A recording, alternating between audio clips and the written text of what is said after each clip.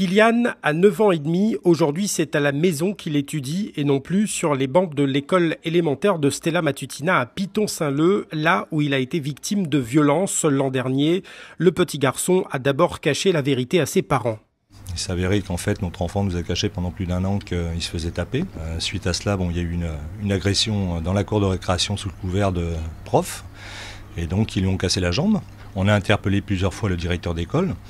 Le directeur d'école nous a reçus, mais n'est pas intervenu pour faire cesser les choses. Les parents de Kylian interpellent alors les plus hautes instances du rectorat et de l'État par le biais de courriers recommandés. Personne n'admet encore des cas de violence dans l'enceinte de l'établissement scolaire. Pourtant, le cas de Kylian ne serait pas isolé, selon les représentants de parents d'élèves. L'année dernière, on a eu plusieurs cas, plusieurs parents qui se sont plaints de coups, d'agressions verbales, des choses comme ça. On a fait remonter, on a eu une réunion avec l'inspecteur, le directeur de l'époque, qui nous ont dit que la violence dans cette école n'existait pas.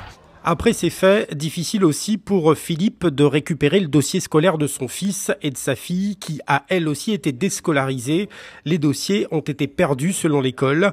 1 an après, c'est encore très difficilement que Kylian se laisse approcher par des personnes qu'il ne connaît pas. Avant, il allait quand même relativement bien vers les autres. Il a perdu confiance déjà en lui, parce qu'il se demande vraiment ce qui se passe. Il a plus de méfiance envers aussi les adultes. Il a perdu confiance en lui totalement.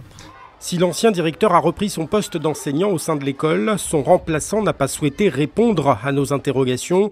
Philippe et Isabelle comptent aller plus loin et saisir le tribunal administratif pour que les faits soient reconnus.